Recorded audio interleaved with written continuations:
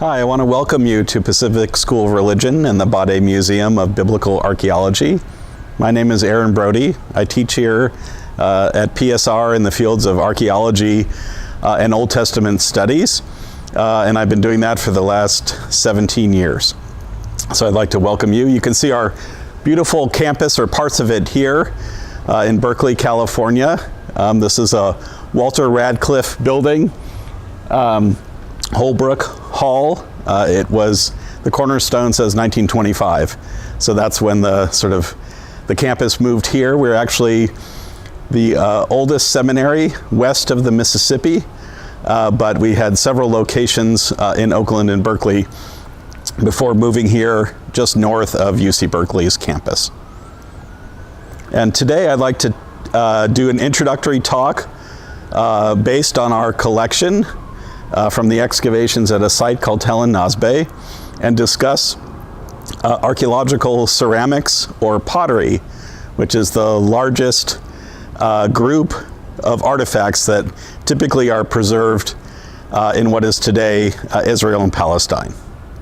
Hi, I wanted to give you a little bit of a background about William F. Badè and why we have the collection here from en-Nasbeh. So William Badè taught Old Testament and Semitic languages here at Pacific School of Religion from 1902 to 1936. And towards the later part of his career, he got interested in excavating a site in what was then the British Mandate of Palestine to try and answer some questions about the identification of an archaeological site with the biblical city of Mizpah.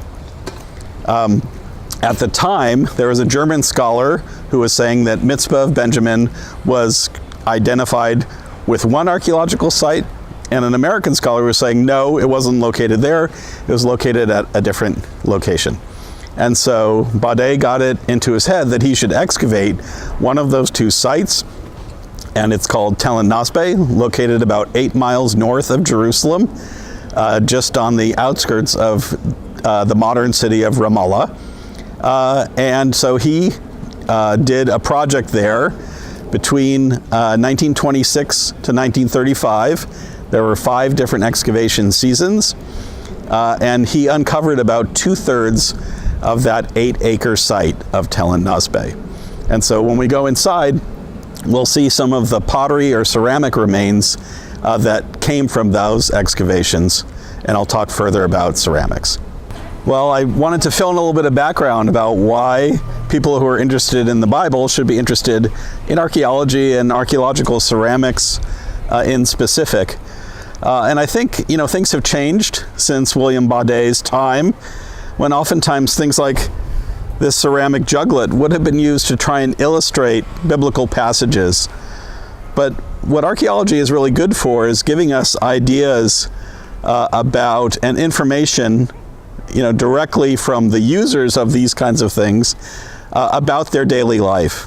And so in many ways, archaeology and archaeological ceramics and pottery, usually for our part of the world, ends up making up over 90% of what we find on an archaeological excavation. What they really are good for is what at some places would be called biblical backgrounds. So it helps fill in a lot of the gaps that we have in our biblical stories. It tells us information about perhaps the economies of these ancient people, about the kinds of worship that they were doing at home, not in a temple, not in an official space. It tells us about their lifestyles. And so I think the study of things like ceramics and other archaeological materials really helps to give voice to people who might not be represented actually in our biblical texts, as well as those who are represented, and helps to kind of fill out the picture of what it meant to live and to thrive in the times that the Old Testament was written. So welcome inside the Badè Museum here in Berkeley, California, and I wanted to talk a little bit about specifics about archaeological ceramics. I'm holding, this is a small bowl here from what archaeologically is called the Late Iron Age in terms of biblical chronology. This is the time, would be dated to the time of the divided monarchies of ancient Judah and ancient Israel. And I know that because of the style of the ceramics. So there are more scientific ways of dating things, carbon-14. One can compare if you have organics, you can do dendrochronology, fancy things like that. But the basic way we date things is by typology, or the style of the ancient objects. And this is a process that's been developed over many, many decades in the region. And so because of the style of this small bowl, I can tell you that it comes from that specific time period. But ceramics aren't just good for dating ancient layers. They are also good for discerning other kinds of information. So probably the most important thing is that, of course, ancient peoples would have made and then used this not to try and determine some kind of time period in which they were living, but because it aided them in their daily lives. So a small bowl like this would have been used for just in general for consumption of either dried goods or liquids. So you could drink out of this, even though it's a bowl, it could have been used like what today we would have called a cup. So you could drink liquids, or it would hold dried foods as well from which one could eat. So besides its use, we can also tell a little bit from this bowl about technologies and about social likes and dislikes. So I don't know if you can see this on film, but one can see because of the marks on the pottery itself that this was made on the wheel, on a potter's wheel. So we can tell a little bit about technology with a little bit of scientific investigation, although you can also just hear it as you click on it with a fingernail. We can tell that this was relatively high fired. So the pottery was fired in a high temperature kiln. And I'm hoping that you can see this as a viewer, there is some decoration here also on the inside of the bowl and on its lip as opposed to on the back side. And we're in a time before glazes, but potters would use something, and it's still used by traditional potters in places like Mexico and other parts of the world. It's called a slip. It's a very liquidy-like clay, and the potters could add minerals to give color as well.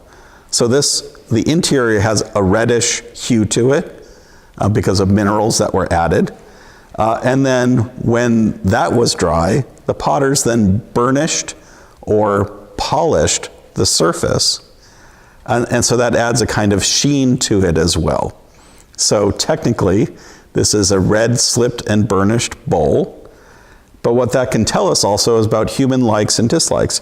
Because this bowl, some scholars believe that red burnishing was done to mimic the color and the shine of bronze vessels. So a bronze bowl of this type would have been much more expensive, would have been much more precious, and would have been used by the elite of this ancient society. So in some ways, this is the cheap knockoff of the more expensive bowl. But fortunately for us, ceramics, pottery, once it's fired, is almost like a human-made stone. And so it lasts really well in the archaeological record, and it also breaks. And since it was inexpensive, when this bowl broke, and I don't know if you can see this or not, but you can see it was repaired in modern times by the archaeologists who found it. When it broke, it was simply left or was thrown away. So it was considered garbage. And so that's how it was allowed to be retrieved by us. Whereas metal, which is more expensive, just as in modern times, was recyclable. So it's very rare to find ancient metal bowls, very common to find their cheaper imitations like this. So Ceramics are also very pliable. You can make different kinds of objects out of them. This is also actually another kind of form of bowl, but the artisan or the potter, when it was semi-dry, pinched in, so it also was thrown on the wheel, made into a bowl, but then this spout was pinched when it was partially dry to make an area that could hold, in this case we know it held a wick, because this is an ancient lamp. And part of the reason why we know that is that there are actually soot marks or burn marks here at the edge of the spout, which would have held that wick. So again, like many things in archaeology, we're only left with partial information, and we have to use our imaginations to fill in those gaps. And on the interior, that there would have been a kind of fuel to light. And in this case, we know that we call these just in general oil lamps, but the kind of oil that was burned was olive oil. Again, just like around the modern Mediterranean and then parts of the modern Middle East, olive trees grow very well, just like they do here in Northern California. And the oil from the olive was incredibly important, not just for light, but also as a source of fat used in cooking and that sort of thing. So, of course, we're missing the wick, we're missing the oil, but one can imagine those things and imagine the use of these lamps. And one also has to think that, of course, long before electricity, that in order to do anything after dark, one needed at least a little bit of light, and you'd be surprised by the amount that can be extrude from an oil lamp like this. So another vessel that I have here is this small black burnished juglet. So we already talked a little bit about this technique of slipping and burnishing. So in this case, the mineral that was added helped the potter to turn this vessel to a kind of grayish black color. And again, we have that nice shine. So just like with the bowl, scholars believe that this also was created by potters to imitate a more expensive metal version of this small container or juglet. And because of the black color, and on occasion one finds those juglets, again the more expensive ones, were actually probably made out of silver. And if you think about if you have any family silver at home, when it tarnishes, it turns a kind of black color. And so we believe that this was, again, sort of the less expensive imitation of the more expensive silver vessel. And because of its small size and it's a kind of container, we believe that this held some kind of oil, and probably a perfumed oil. There's a really narrow neck. I'm not sure if you can see that or not. So it only allows for small drops of liquid to come out a little bit at a time. And so, again, related perhaps to biblical passages, one can imagine the anointing or the perfuming of people from oils, from perfumed oils that would have been held in vessels like this. And again, this also dates to the time of the divided monarchy, and we know that because of its style. So much more typically, I've shown you a few examples that are whole or have been reconstructed, but the humble pot shard is usually what we find literally in the thousands at some sites, even hundreds of thousands. And the reason why I'm including this particular shard in this video is because even something as small and humble as this can give us information. And we know this because it has also some painting on it and some decoration, which again I'm hoping you can see at least in the close-ups, that tells us, first of all, that this is a fragment from a slightly earlier time period. So archaeologically, this is pottery from what's called the Iron I period, which is more or less equated with the time of Judges in terms of biblical chronology. So before the formation of the United Kingdom even, of ancient Israel. And because of its style, we actually call this type of pottery Philistine pottery. And in specific, as a sort of technical term, a Philistine bichrome, which is a fancy way of saying that the decoration on it is in two colors, or bichrome, or bichromatic. Now, the majority of this pottery type is not found at places like Tel en-Nasbeh in the central hill country of ancient Israel, but is found on the coast in areas of what is now the modern Gaza Strip and the southern coast of modern Israel. And it's given that name, Philistine, because it's associated with the coming of that biblical people, the Philistines, to the region. They were an Aegean group that migrated to that area of coastal Israel around the year 1200, plus or minus a few decades. And it wasn't just a contact through trade or exchange. They brought their families. They really migrated to the region. And we know that from excavations at the what biblically are called the Pentapolis sites, places like Ashkelon, Ashdod, Gat, and Ekron, that have really filled in questions about Philistine culture, say in the last 20 years of excavation. So again, this humble sherd, though, can tell us that this was not made at Tel en-Nasbeh, located in the central hill country, but likely was made by Philistine potters and brought to the site as some kind of exchange. Now, what the people living in Tel en-Nasbeh were giving in return, we're not quite sure. But again, even a humble potsherd can give us a lot of interesting information. And then the final piece of pottery or ceramic that I wanted to share today is actually not from a vessel, it's from a figurine. And so craftspeople would fashion, again, this dates to the late Iron Age, we know that stylistically, and they would fashion animals and on occasion people as well, mostly female figurines. Every once in a while there's a male figure as well that's typically riding on the back of a horse too. So there are all kinds of questions though about what these figurines represent. But first of all, they are made out of clay. They're fairly, again, pretty easy to make and presumably pretty inexpensive. And this is a fragment. This is the head of some sort of animal. I'm not sure exactly which. And the interpretation of these figurines is somewhat challenging. We're left with many possibilities when one looks at modern traditional societies that use clay figurines.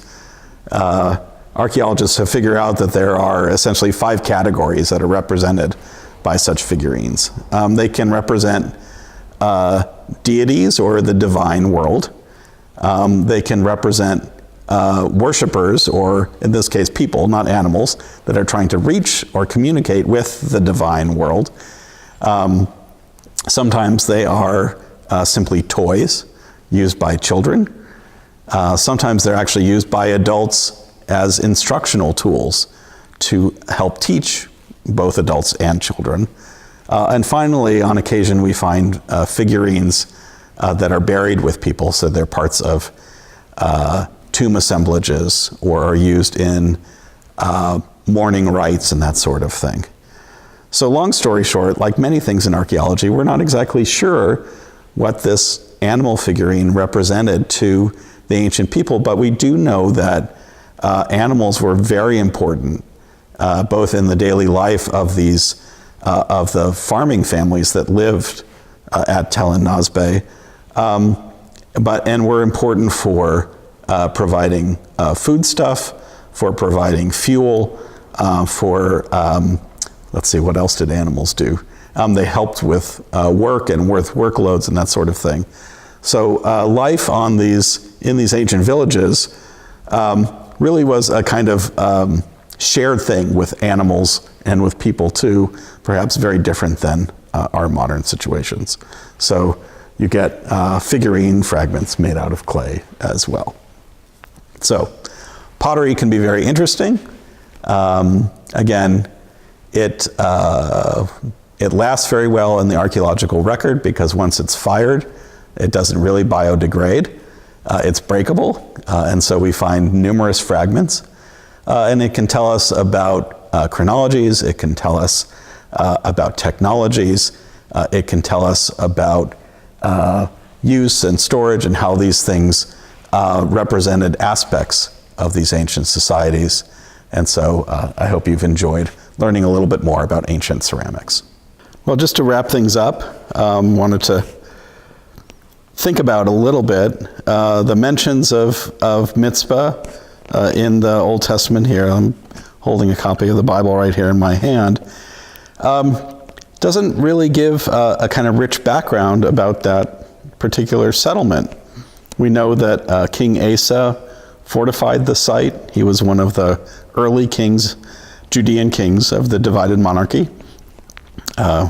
Lived and reigned in the 9th century BCE. So, and there's a nice match. We have a defensive wall that surrounds the site.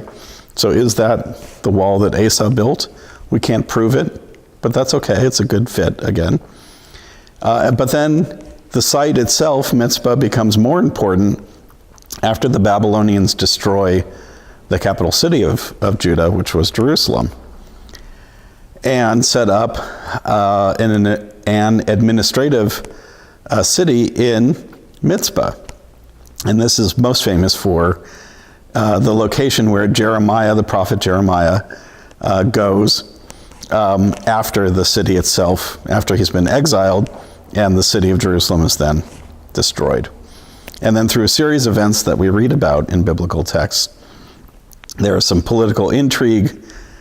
The local Judean governor who was appointed by the Babylonians is assassinated, and the community gets together and decides, because they're afraid of repercussions from the Babylonians, to take themselves, at least the prominent folks, into their own exile in Egypt, and again, including the prophet Jeremiah.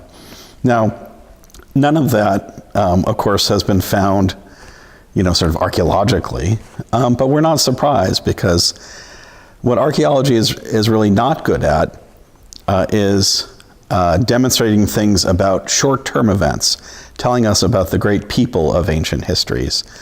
And typically the texts in the Old Testament center around the great people and short-term events. But what archaeology really can do, again, is to fill in the background for, the lives of people that were contemporary with Jeremiah. So if I hold this pot up again, archaeological ceramics can tell us about the daily lives of the people that lived in that site, can tell us about their wants and their desires, how they drank and ate, the kinds of things that they were eating, maybe not the ceramics, but from other aspects of archaeology. And so I see really the fields of archaeology and biblical studies as being complementary. But the questions that one poses, the questions that one asks of archaeology, usually shouldn't be sort of coming from the biblical texts, because those kinds of questions oftentimes are about the kinds of things that archaeology really can't answer. Just like the texts that we have preserved in the Old Testament tell us things about things that one cannot find in archaeology. And so in many ways, I find the two, both the study of the Bible and the study of archaeology, in many ways to be complementary and not exclusionary. So I hope you've enjoyed this video. I hope you've learned a little bit about archaeology and specifically about ceramics. And I look forward to talking more about different kinds of material culture or artifacts, again, that help to illustrate aspects of the daily lives of ancient Judeans or biblical peoples. Thank you.